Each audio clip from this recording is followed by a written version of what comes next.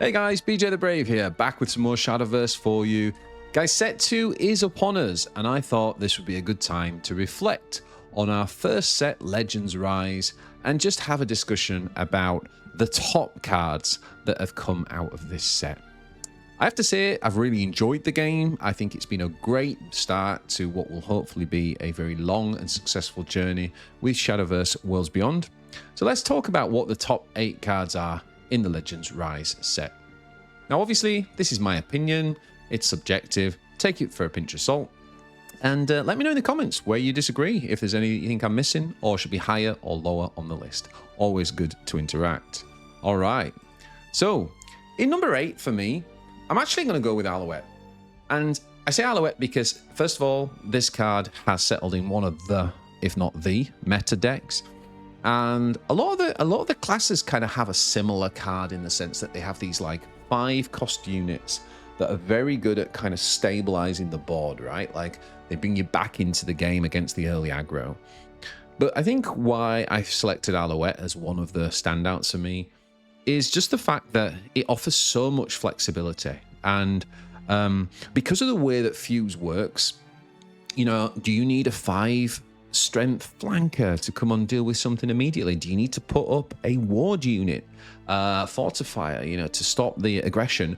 Do you need to heal? Do you need some AoE card to deal with a board of swordcraft units that are like 4 or 5 wide?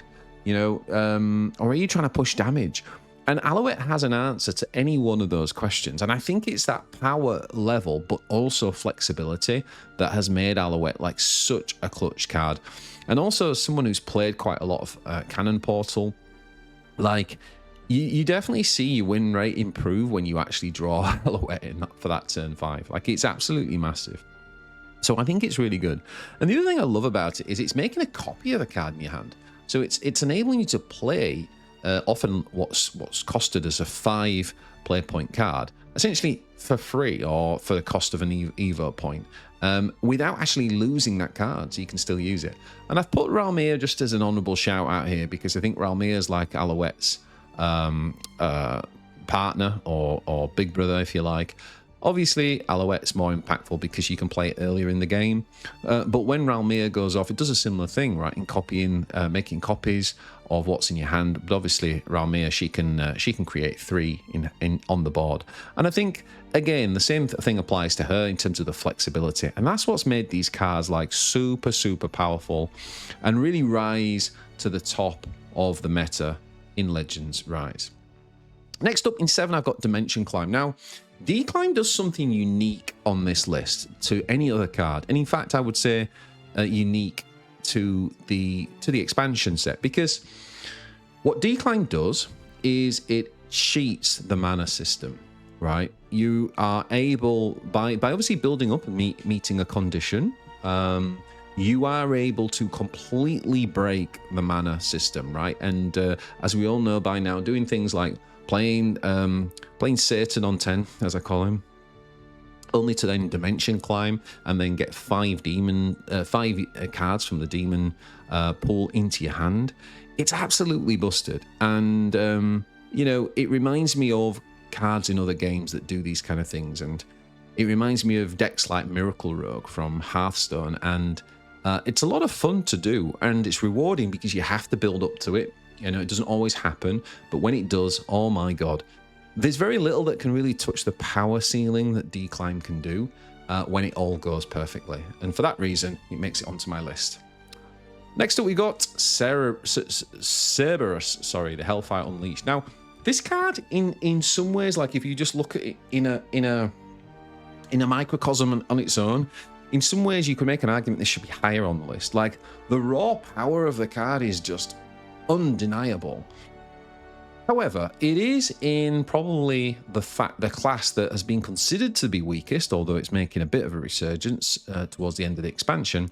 But it is being put in one of the more underplayed classes, and it does cost 8, right? So you know, it's not always going to get to do its thing in the game. But Cereabus has just proven to be another one of those really powerful legendaries an 8-drop that comes on. You can super evo, and it has flexibility again. Like you can if you need to heal, you can kill off because the Mimi and Coco come on, and then they've got Rush, so you can kill the one off that you want.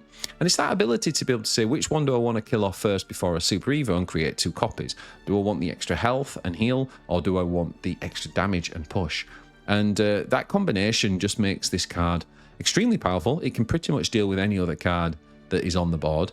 And for that reason, I think that it you know, like I say, in a microcosm, it's incredibly powerful, and I think it deserves to be on this list. Next up in 5, I've got Q1 5-fold Master. Now, you'll notice a bit of a theme when I talk about flexibility. I think Q1 is fantastic because some of these other big bombs, like the last one we just talked about, cost 8, whereas Q1 you can actually play it on 7. Actually, you can play it on 6 if you've got the extra player point if you're going second, which is insane. It's an incredibly powerful turn 6 play. The good thing about Q1 is you don't need to evolve or super evolve with it. It can often draw out if you're trying to drain evos from your opponent. But obviously, it is even more powerful when you do super evo. The cards that come out with it are also spell boosting your hand, which is something that's overlooked, I think. You've got a ward unit in there, so you can use it defensively. And once you get to turn 10, I think the ability to create the giant 10-drop and to give it Storm as well. It just really does it all, this card, right? It's like, what do you need? You know, what turn in the game is it, and what do you need? And so Q1 is really going to be a staple for a long time to come in Runecraft, I would suggest.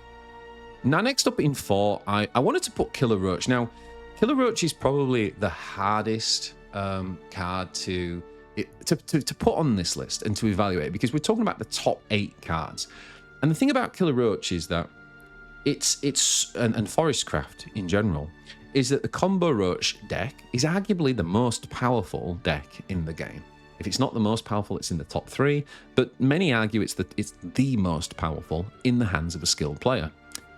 The difficulty is pinning down, well, which card is it then that makes it great? Now, I've said Roach because the deck is named after him, you know, Combo Roach. This is the guy who ends up doing, you know, 12 to 20 damage in one turn. However, there's absolutely no way it could do it on its own.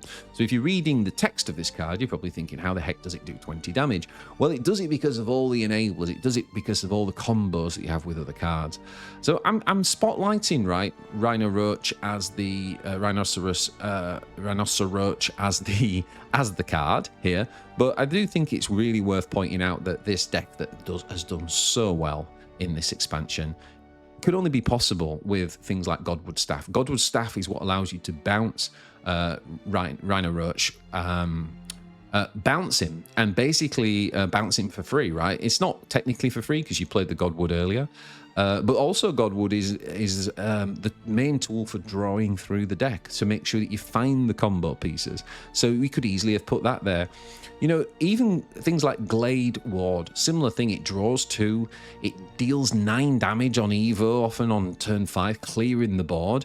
You'd never get to the combo if it wasn't for cards like Glade. And similarly, Bale, which looks like it's an 8-drop, but actually this is often costing you 0 as it reduces in cost for every fairy that either dies or is flipped back into your hand. So being able to play this for 0 cost is what allows Rhinoceros, I can't say this card's name at all, I'm just going to call him Roach from now on, allows him to get absolutely ginormous, right, and just take over the game. So it's a very synergistic faction. I am spotlighting Roach in particular, but you can see how, with all these combo cards in the deck, how it all just comes together to be super powerful.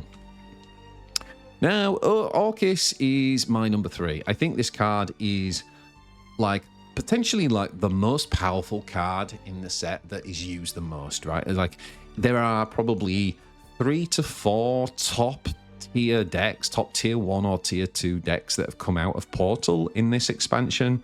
And Orcis 3 copies is in every single version. The card is just phenomenal. The ability to combo it with other puppets that you already have in hand, giving them Bane, giving them Storm, being able to go face. the ability to remove the enemy board really simply, or to go face. Like, always having that option means that it's always useful. And Lloyd also having not only a 6 health blocker, which is really important, because 6 health versus 5 health makes a big difference. There are AoEs in this game that do 5, and that won't clear Lloyd. The other thing about Lloyd is his very unique ability that basically makes him a magnet and says you can't target Orcis while I'm alive with spells. So I think that this package that you get in Orcis Newfound Heart is just phenomenal, and it's been super, super powerful. With the Super Evo, even without any other additional puppets in your hand, you can do 8 damage to face as well. So often playing 2 of these back to back just signals the end of the game in its own right. What could possibly be better? Well, I'm actually going to give Sylvia the nod over Orcis, because Sylvia, for me, is just...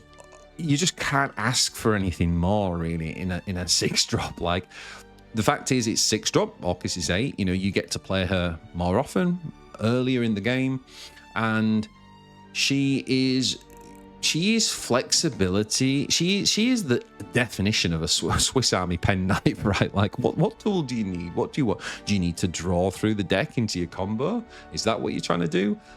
Maybe you just need to deal with a massive enemy board and kill like 2 units off. Is that what you need? Maybe you need to heal because you're being beaten down. Is that what you need? Sylvia just does it all. And on top of that, she's a 5/5 body before you even Evo or Super Evo. I just think that this card is absolutely brilliant. And as far as I'm concerned, I think that this is arguably the best card in the set. I ended up umming and ahhing and putting her in number 2, but you're just always happy to see this card. Such a great, powerful card. The only reason I didn't put it at number 1 is because of Anria. Now, it's probably no surprise to you guys that Anria is number 1. You know, you can play this card on turn 4 if you're going second and you get the extra player point. And it's not uncommon in Spell Boost Runecraft to see 2, sometimes even 3 Anrias just played back to back to back. And that is absolutely disgusting. And why? Well, it's the amount of stats she puts out. It's the 5/5 ward that you've got to get through if you want to touch Anria. That immediately forces your opponent to think very hard about how they actually get to Anria, right? There are many, many answers to the raw stats if it wasn't for the Vanguard. So it forces really awkward responses from your opponent. Of course, if Anria evolve, this becomes a 6/6 along with the 5/5 ward, and the 6/6 also you also deal 3 damage to an opposing unit, so you can get around enemy wards. It's just absolutely packed with removal and value and defense, all in a 5-cost unit. This is pretty much always the Evo target for Runecraft, and you will always see 3 copies of this in every single kind of powerful Runecraft deck. So overall, Anria make it as my number 1. What do you guys think? Let me know in the comments what your top 8 cards are in the expansion. Are there any in my list that you wouldn't have? Are there any that you would put higher or lower? Hasn't it been a great expansion? I've really enjoyed it, and I'm definitely looking forward to set 2. Thanks for all your support, guys. Hit that like and thumbs up, and I'll see you guys in the next one. Ciao for now.